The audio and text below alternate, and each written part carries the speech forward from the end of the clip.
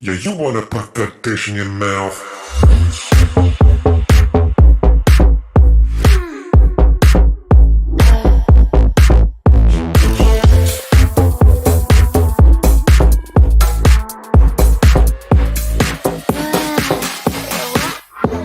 Wish you could slide into my mind and make me mine.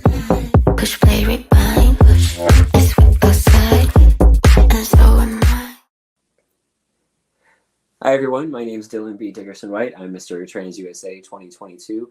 Tonight, we're here with Mr. Trans Indiana 2023, Tyler Knight, to do a little bit of a late night interview. Most of these are earlier in the evening, but we kind of jumped on a little bit later today to give you a little bit more insight into his platform, what he's been focusing on, some of the issues that are going on right now. So I'm just going to bring him on, have him introduce himself for you guys for a little bit, and then we're just going to jump right into it.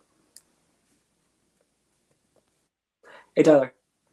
Hey, how's it going? Pretty good. I mean, it's funny because we can always, nobody knows that we've been talking for like 10 minutes before this, and I think that's the funny part. So but it's all for the It's an appearance, illusion. right? Oh, an illusion. But no, just tell us a little bit about yourself. Just who you are, what you like to do. So I perform by the name Tyler Knight. I actually go by the name Alex. I'm 30 years old. I live in Southern Indiana, and if I'm not working my life away, I'm usually making art like this behind me right now.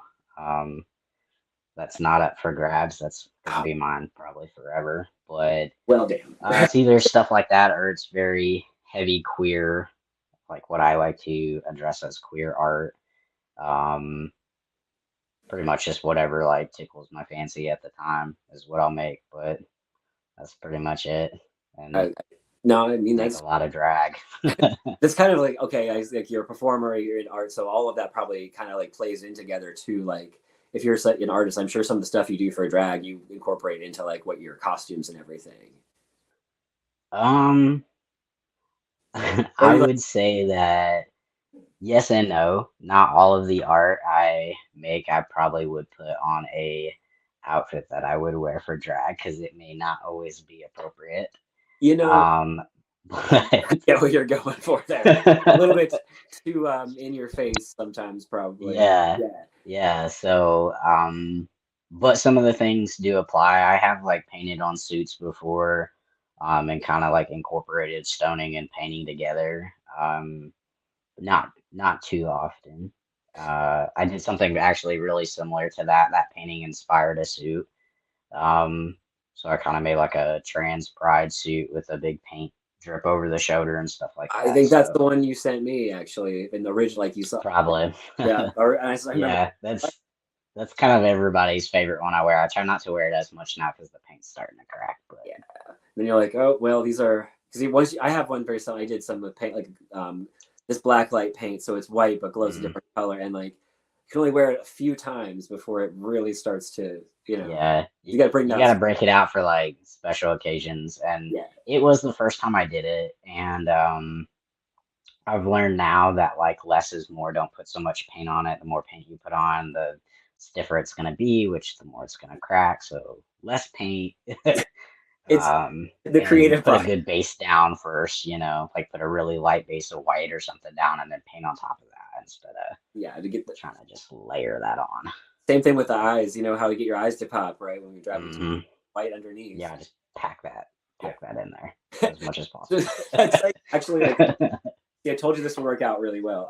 Kind of relevant and kind of circle all around together. So we both are performers. I mean, I've been performing for yeah, we're not gonna even say anymore. Everybody kind of knows out there, but we'll just keep it a little bit of a secret. Since 1927. Right.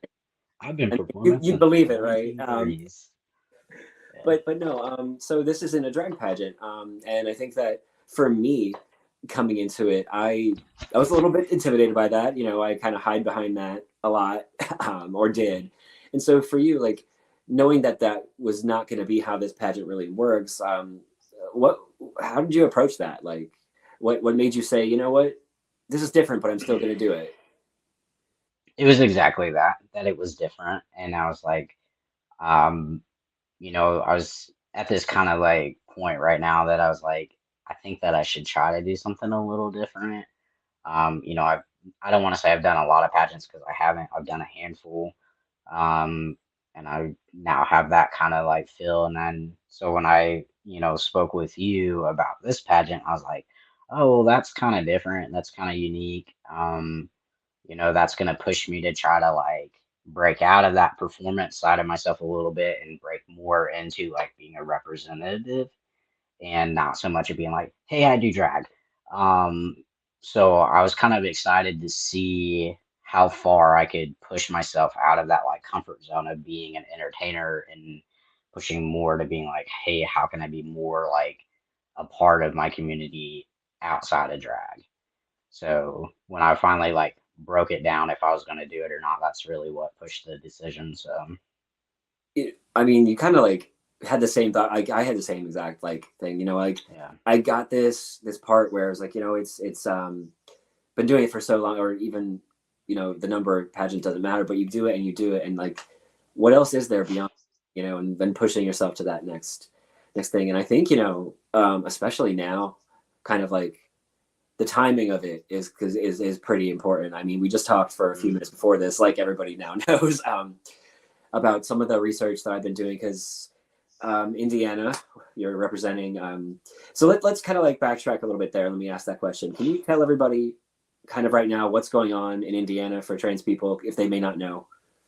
yeah. So earlier today, well, yesterday, today-ish, because it's pretty late, Yeah.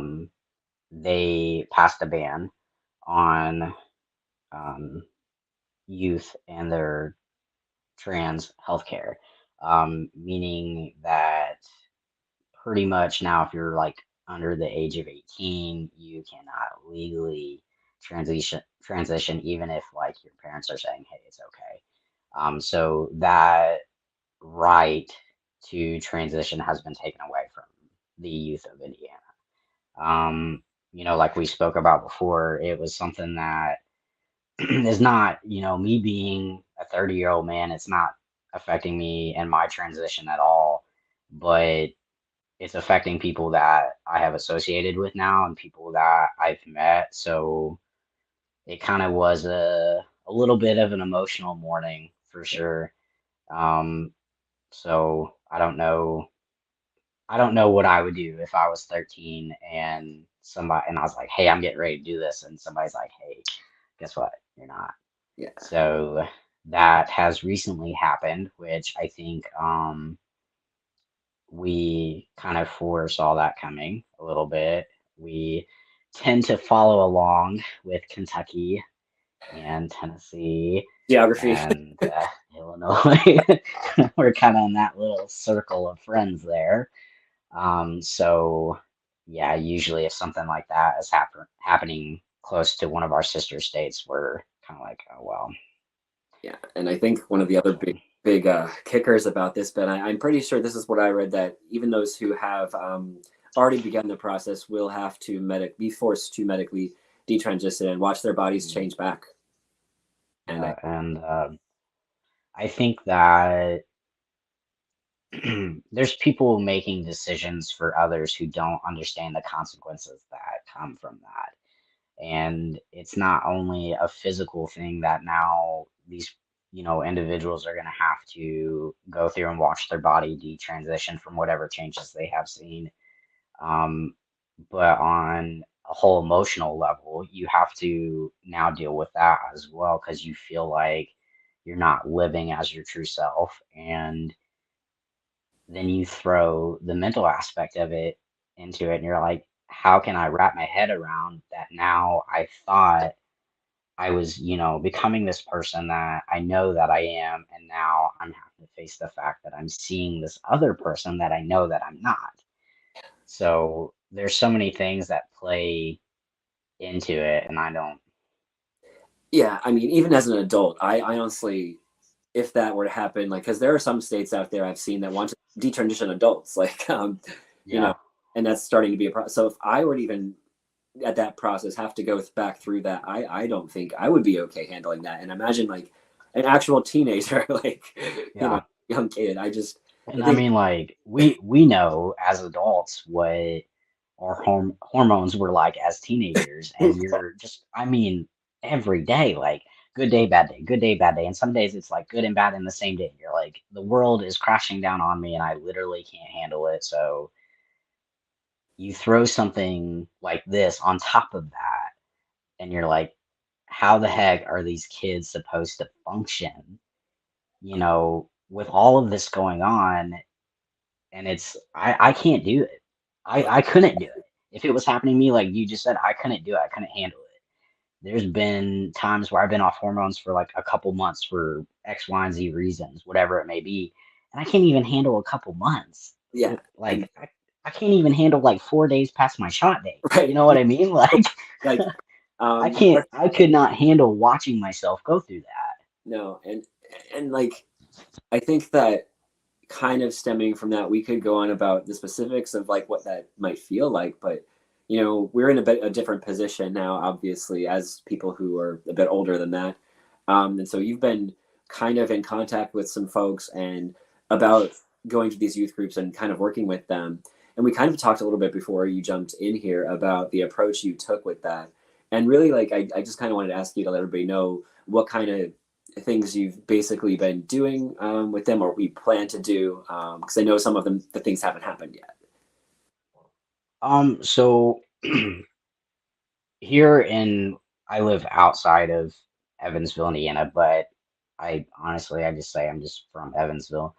It's easier than explaining where I actually live. Yeah. Um, so in Evansville, we have an amazing youth group. It's called Greater Evansville Youth. I love it. Yay. So with that, I try to schedule times with them when their schedule allows it, obviously, to just come in and just hang out. I don't try to come in and I don't try to like preach at the kids or like make it feel like we're in this like AA meeting. Like I said earlier, it's like I try to go with like a project or something like that where it's put us on a level where we can like relate easier. I really enjoy going there. It does a lot for me mentally and emotionally, and plus I just really like seeing everybody get kind of hyped up when I come in because I always take like the sash and I always take like Yeah. whatever other title I have at the time and kind of like put it on the table and I'm like, hey, you could totally have this one day. Yeah. But I like to try to go every couple months. The opportunity was to almost be there every month, and I was like, ooh, that's a little bit too much for me. Yeah. But every couple months or so, I think it works out really nice, and but yeah, they're cool. I like You're, going. no, it makes sense because you told me about the one project that you had them do recently, and I thought that was really cool. Do you mind sharing what you did? Yeah, so at a previous meeting that I had went to, we had a couple of the youth express like they had interest in doing drag. And so myself and my reigning partner, Kit St. Clair, through Southern Indiana Rising Star, we decided that, well, and our friend Slim Pickens, they also went with us, and we decided that we were gonna do pretty much like create your own drag character. So we went with just very basic templates for the kids to color, draw on. It was just like a face. And they were to kind of like come up with their own drag character, whether it was for themselves or just like in general, and give it kind of a backstory, like what music do you like to do? Why did you pick this like eye color? Like, what's their name? What do they like? How long have they been performing? Like stuff like that. So it was cool to watch them like come up with the character, build the backstory, and then like present it and be like, this is, and it was like, kind of like a show and tell moment, but with drag. So that was kind of cool. And that's also a really cool way. Like now that I just kind of hit this in my head too, for those people who are kind of like questioning, and like for me, drag was kind of that gateway to realizing that I'm not just pretending kind of thing. So Yeah. that for those kids who like may not have the opportunity to physically do that, being able to jump into something like that and give them Mhm. that space to explore it, even if they don't have like access to those things, the clothes or the makeup or anything like that. I think that's kind of just a cool Right. way to like bring that in. Well, So I mean, makeup's expensive, man. you know, So especially when you got to cover your and whole head, crowns are cheap. right? No, I mean, you're like, I don't know what you're talking about. I don't have that, bro. Oh, No, yeah, you're the lucky ones. it's thinning. It's thinning. Yeah, Age is I mean, catching up. it is what it is, and I mean, it's like I knew it was gonna But happen. some people can like pull it off really well. And funny story is like my very first shot. My friend Kelly was giving me my very first shot, and I was like super emotional, obviously. And in the video, because I was like, "Hey, let's video this," So I have this forever, and I started to like cry, and I was like, "What if I lose my hair?" I was like, "I don't think I could be bald." And so, and then you watch her pause the video, and then I come back, and then I was like, "What if I do one shot and I never want to do it again?" So I like went through this whole like emotional roller coaster of like, "Oh my gosh, I know what could happen, but what if it actually does happen?" Right. Like, No, and that's like another thing, like people don't even talk like the steps you go through, and that's kind of the shared experience of like, people who start like T or E, like the shared experience of like all the stages you go through, like, and then the experience, the other one, I think this might be a little TMI for people. It's like where all the hair goes. oh yeah, Yeah, like where you're like, oh, that's unexpected. like they tell you, but you don't. You're like, "Oh, okay," and then it shows up, and you're like, "Okay, And then you're like, all everything right is then." itchy all the time. Yeah, So that yeah, that was the thing that I learned. Was like, oh, now I understand why the cis guys are always scratching everything. yeah. But moving on from that, I may or may not edit that out because why not? It's But fine. on Just like leave it. on like that kind of lighter note, so like there are heavy topics and stuff that we talk Yeah. about, like and you kind of hit on one of them, so like the what you do to relax kind of thing, something that's a little bit lighter, and like the art that you do. So I'm gonna ask, like, since you're a performer, one of those questions that I feel like it always gets us giggling about in other performers. So in other interviews with people who are not performers, I've been asking about silly little pet peeves, but for us specifically, I'm like dressing room pet peeves because everybody has those.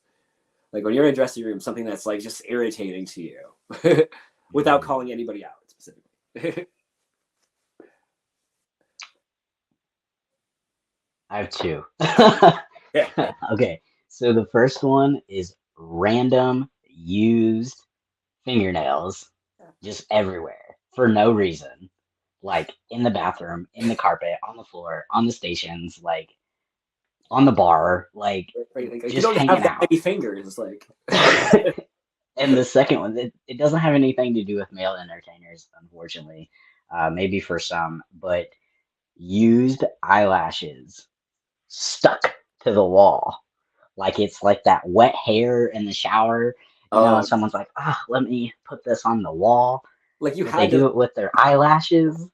I can't. Oh, no, I get that, And and I laugh at it every time because it's funny, but I'm like, that's nasty. like Like there's if you're not gonna use that again, throw it away. yeah, because nobody wants to touch like your eye gunk and like all that. Yeah. Um, I Yeah. don't And know. people that don't wipe off their stations, like if you're like on cast somewhere and you leave and you're not going to be back like the next weekend or something, you don't wipe that area off. And then like I come in or somebody else comes in to use it and you're like, ugh, like Yeah, like crusty you stuff, kind of and have to, you're like, ugh. I think I'm on like this keeping the space like neat at the end of the night. In the middle of the night, Mm, everybody knows it's chaos, but like at the end of the night, and like the other one for me is like random people in and out of the dressing room, because I yeah. mean that's just like I have a hard time focusing, so I'm just like Well, but like, I don't want everybody to see me naked sometimes unless like they're giving me money. right, like you have to pay for Then that. I might let you see a cheek. But like you don't get a free show just because you're friends with so and so. Like that's not how that works. Yeah, I mean there are like Like, like certain exceptions. Like, okay, this one person, like this person who came with, he's the only person who knows how to put this ridiculous thing mm, on for me, like this contraption. But like, I don't know, I'm yeah. usually that person. but they come in and Yeah, out. I mean, if they're in the dressing room and they're like being helpful and they're kind of like out of the way and you're being like extremely like respectful to people, I don't care who's in Yeah, there. But it's kind of like the people that come hang out and they're just kind of like like chilling with dilly dallying around, like I'm like sometimes that gives me anxiety because I'm like I don't know you and you're yeah, not doing anything, so like you're existing in my space without purpose. Why are you here? yeah, why are you here? No, it's cool, and I think that's kind of like that a shared agreement on a bunch of shows I've seen Mm, too, just for like safety and everything too. yeah. So And I see a lot of show directors really. I know that our one of our local show directors is pretty strict on the traffic in and out of the dressing room. Even to the point now that I don't work at the bar, I'm not allowed in the dressing room. So I'm like, wow, that's different. yeah, and I mean just keeping it like consistent, I guess. Yeah, so there are people that are really good about like monitoring that traffic, and that's nice. It's, And it's a safety thing too. You know, just because they know somebody or whatever, we don't know how they are going to be around others. We don't know how they're going to be if they're drinking or like yeah. whatever. So yeah, And so it's just that's better to be safe. yeah, no, and I think that kind of also leads us into sort of we circled into like drag again because again we're both performers and that is one of the ways you can represent the title. Mm. It's not like the only one we expect or like and it doesn't have to be, but it's one way. So I'm thinking like how of this situation like using even in drag spaces, how would you kind of explain Trans USA like in your own words to somebody who doesn't quite know what it's about? Um, Kind of how I have been doing it because there has been questions about like the system because I just kind of like abruptly was like, "Hi, I'm Mr. Trans Indiana," and everybody's like, "I've never heard of that in my life." You know, it's really like explaining to people like, "Hey, this is a way for us to represent the trans community outside of drag, but also be an advocate for the trans community without having to be like performing and making it about drag." So, because I think sometimes the two kind of get blurred together. Like that line gets blurred where we're like you can be a community representative without having to do drag.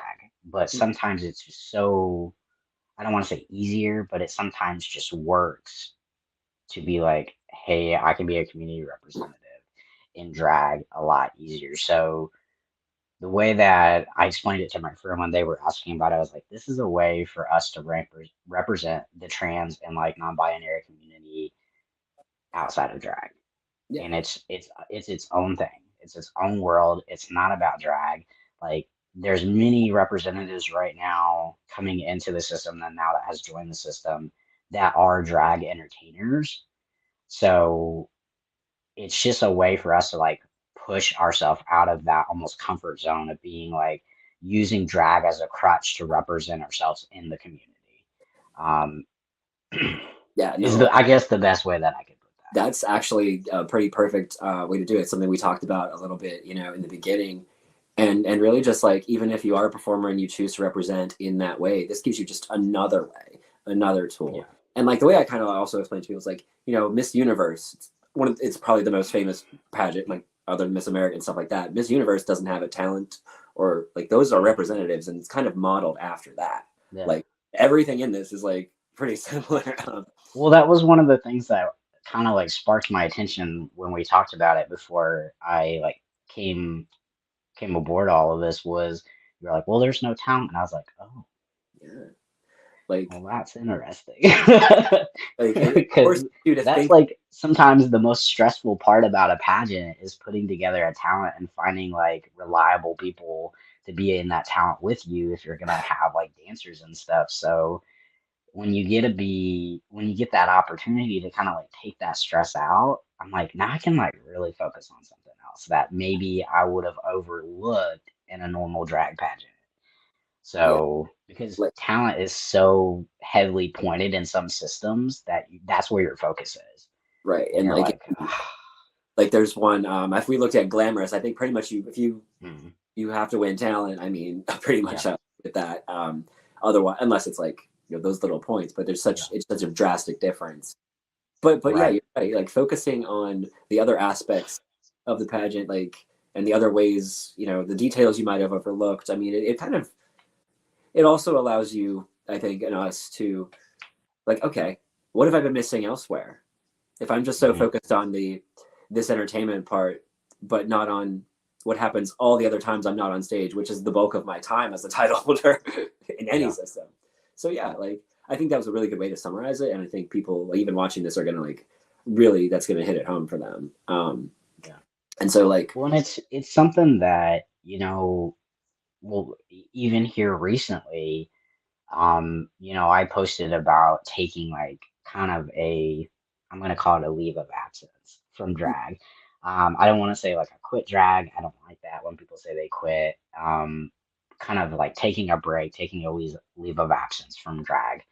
Um, and I, bounced around the idea, and I actually talked to a well, he's still currently representing his state, but his name's Tyler and or T Sparks. yeah, And we spoke about it about a week ago.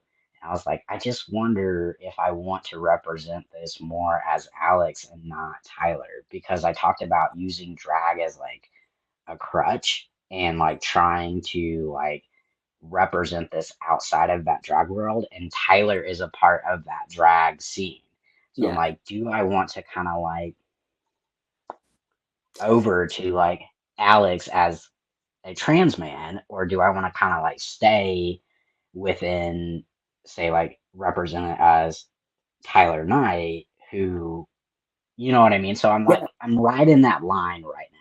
No, Because I'm and like, that's I want to take that step back away from drag and allow myself to kind of like recenter who I want to be as a person, but I'm not, I don't know. and I It's would like kind of sentimental.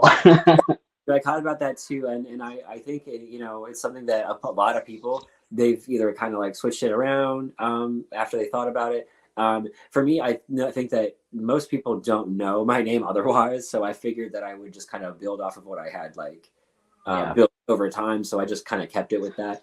But I still even put it underneath, even if I'm not signing like my drag name to something, because I'm still me. And I thought about that too, you because know, most of the advertising that I've done for it has been on my Tyler page. So obviously, the bigger following, or the people that we would want to really follow it are people that are heavily involved in the community, which drag entertainers are. So that's where I'm kind of like trying to find, what am I gonna do? Like, how do I want to represent this and not lose that connection that I have to myself as Alex, but also not take the attention away from the title that I know Tyler could give it. right? So I'm trying to find that good balance between the two right now. And we talked about it a little bit before, that I'm kind of like, hey man, I'm trying to like figure this out and what I want to do, and that's kind of where I'm at with I it. think that's like a really cool like way about this. Like it's okay to not really kind of know right now, and for Yeah. you to like think about those things because that's the whole idea of even as a performer joining. Like you're forced to like think, hey, wait a minute, and to not having an answer on that is totally fine. Like that's kind of the growth process that comes with it. And so I think I have like two more kind of relevant questions on that. Because we're talking about that growth process and what you want to get out of the experience, and we talk about like these projects we want to do. So the first question of this two-part question is if I gave you like $10,000 to start any kind of project in your state for trans folks, what would you kind of want to start with that? So it was actually a platform for another title. But I wanted to start what I called a Make It a Good Day Today fund. And we had talked a little bit earlier tonight about how I came off of hormones for a couple months because of X, Y, and Z reasons. And sometimes, financially, whether or not you're taking a shot or you're taking gel or you're taking however you're, taking your hormones at the time, It doesn't always work out that we can afford that. So we do have to kind of step away, and that's unfortunate. But I think that if anything that Indiana could benefit for the trans and non-binary community is a resource fund set up that runs a lot like another system that we have in Evansville, where you could apply for that cost assistance like up to twice a year. And that fund would look at trying to cover anywhere from like 10 to 15% of that cost to help you continue, um, stay on track with your transition. And when it comes down to like surgeries and stuff like that, obviously, if you're providing a lot of cost assistance for surgery costs, that's going to kind of like dwindle down your fund pretty quick. So it mostly would be focused specifically just for like the hormone replacement therapy, Because which I hate calling it that, but yeah, that's what I mean. That's what the physicians call it, so we'll call it that. Um, it would be more targeted to that and have a like trained group of individuals that would oversee that fund, and make sure that, hey, we're not giving out more than what we can give out, like making it fair across the board. But that's what I would do. I mean, and I would call it make it a good day today because that's yeah, that would make somebody's day if they're really yeah, struggling on when they're going to get yeah, the shot or their yeah. yes. And I am still currently working on a lot of resources that I'm trying to pull not only from Indiana but our sistering states as well, because it is unfortunate sometimes we have to travel to see physicians who specialize in care that we need. Um, but those resources in that fund would kind of work together. Yeah, We'd be like, why is this costing you so much? Like, hey, let's like send you here instead. This is going to be so much better for you. And having those resources to hand out. And then I'm sure that you could probably say as well that you get messages from people like, hey, what doctor do you see? What therapist did you see? What surgeon did you see? oh yeah, What and did you think about them? Like, hey, do they have a website? Could you send it to me? Like, all of that would be together in one place. We're gonna be like, here, here you don't have to you like know, search out because random like information. Yeah, starting my transition, and I'm sure you could probably say, and many could say as well, we had to find all that information, and there wasn't and a lot of places having to go. someone be like, here, take this, I just feel and like like find what works for you, and know that those resources are fully fact checked. The website is easy to navigate. Ooh. yeah, And you get what I'm saying though. yeah, Like you would do the work for them so they don't have to do it. So that stress and that anxiety is taken down a little bit, that you can actually go into your transition feeling a little bit more comfortable, knowing that someone has helped you and you didn't have to find all that stuff for yourself. And that's kind of like that's the goal. That's the end goal, man. Is just to make it easier. It should not be hard to start your transition if that's what you want to do. Um, and I wish, I wish I would have had it when I started because I was like sitting in my room, like looking up, like, okay, let me call. Is that yeah. eight six? You know what I mean? Like This looking up the phone numbers for these doctors to call. And I wish that someone had just would have handed me a list and been like, here, try this. yeah, or just like looking up things where you see like an endocrinologist, but you're not really sure if they do that, so you have to Yeah, keep calling and calling different ones, and just oh yeah. my god, taking somebody the stress off somebody who's just beginning an already stressful kind of like emotional physical process. That's Mhm. anything to make that easier would have been amazing, and I love the idea of using that because it's not a lot of money. That's why I say that specific amount. It's really not. So starting up something that can continue to go like that, that'd be Yeah, and it would all be like donation based, and that's how Cape and Evansville is. They can only give out what they have. So if they're given $10,000 and they use $10,000 and that's all that they have, then they can't. It's yeah, unfortunate, but they can't give you that assistance. And that's how a cost assistance program yep, works. They're based off of donations. But that's also how you can stay really involved with the community because you're like, hey, we need your donations to make this happen for other people. So you're really taking those two things and partnering them together and staying, involved. Yeah. Um, so yeah, it would be a donation based system. That's the only way it would work. So And I think that a lot of systems that are set up like that. That's been pretty yeah. successful. But like as we kind of like wrap up, because we're a little bit like I just enjoyed talking so much. I wanted to keep like kind of going into things more. There's a second part of that question that is we always talk about those kind of projects, and running for a system where it's really advocacy based. Like after the pageant's over, that you've got the bulk of your work again being advocacy based and just kind of going out talking to people and just you're going to get tired of talking to people. But it's the thing I want to ask is, throughout this next year and even afterwards, or even at nationals specifically, what kind of things are you looking to personally take away from it outside of like what you want to get back?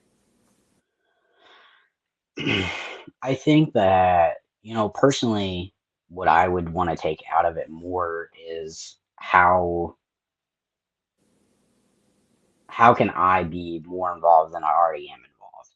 And I've kind of like been doing my homework and I'm looking at the other contestants and I'm like, hey, okay. And like taking these notes of like how they're doing it and trying to like incorporate that into like how I want to do it.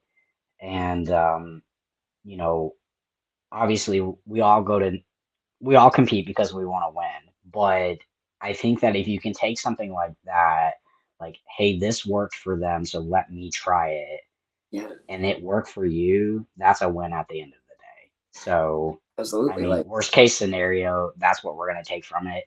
Like I was telling you about Tyler, and he, I mean, like the guy, like I don't even know the guy, you know what I mean? And he reached out when I made that post, and like and several others did as well. Even you did, and there's like these people that I don't know, I couldn't even tell you, how old you are, and you're reaching out to be like, hey, I saw this and I wanted to make sure that you're okay.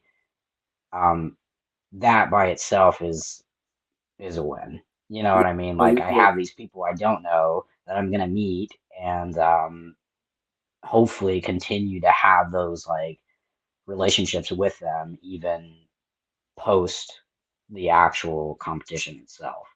So yeah, no, that's kind of like the best part to me. Like, and I mean, you said like you said, and I kind of reiterate this when we do these interviews with a lot of people, and even when I was talking to folks, like the fact that this didn't feel like a competition for me being as competitive and crazy as I usually am. Like when it comes to pageants, like as soon as I got there to feel completely just like I was on a retreat and just hanging out and to have these relationships still going on. I just think that you're absolutely going to get that, what you're asking for, and what you want. So I so know, how often though do we get it be in a space that is like created by trans people for trans people, full of trans people yeah, out, you know what I mean? Like how often is that going to happen in your life where you get to be in a space that is surrounded by people who understand what you are going through, have went through, can give you tips how to go through it better? Like yeah. that's, you know what I mean? Like unless you decide that you're going to compete every year that the system is here and about, and And I mean, then some I guess people you'll have do. it every year. But Yeah, um you that itself is like 13-year-old me who was like, I don't know who I am, would have never thought that I would be in a space with people that have went through what I went through, understand what I'm going through, like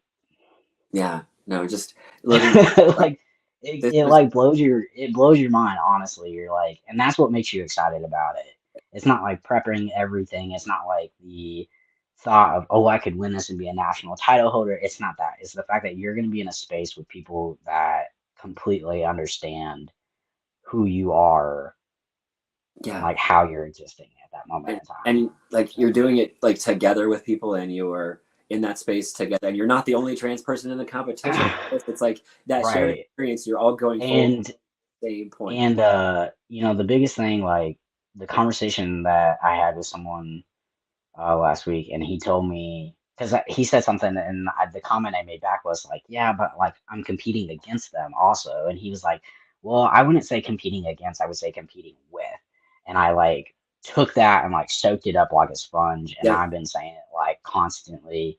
And I've never looked at a pageant that way before. Like I'm competing with you, not against you. Because in drag, we're like competing against each other, And you like know? that's And what makes the difference when you are competing, honestly. Like once you have that different approach, you're like, oh, mhm, now I get what everybody was talking about.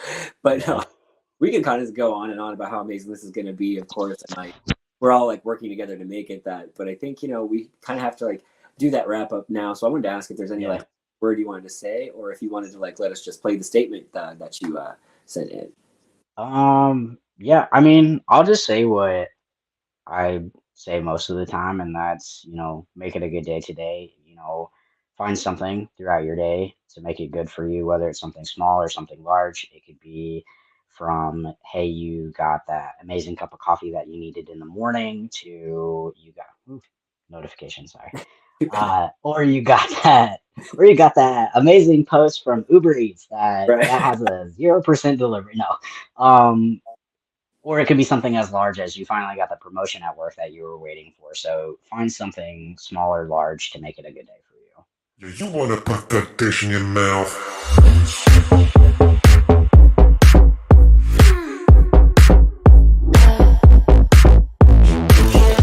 My name is Tyler Knight, and I am Mr. Trans Indiana, representing Indiana in the Trans USA pageant system. We were asked to make a short introduction video introducing ourselves and why we want to be a part of this system. Like I said, my name is Tyler Knight. That is the name I perform under outside of drag. I go by the name Alex. I chose to represent Indiana simply for the fact that I live in Indiana. And who better to represent the state than somebody who actually lives in the state and can tell you what is actively going on in their state and how they're involved in it. I am very excited for the opportunity to go to nationals. I've never been to a national pageant before, so this will be my first. But what makes it even more exciting is that this system is completely different than anything I have ever been a part of. And that makes it really enjoyable to actually put a package together, knowing that I'm going to be in a room and in a location full of transgender and non-binary individuals, and I've never had that experience in my life. So I am extremely excited about that alone. Given the opportunity to be Mr. Trans USA, I would continue the work that I actually already do now, and that is compiling resources for our transgender, non-binary individual communities to make sure that we have the education that we need to stay healthy and to stay safe. So I would continue the work that I do for that and hopefully push that to a much larger platform throughout the nation. Yeah, you wanna put that dish in your mouth.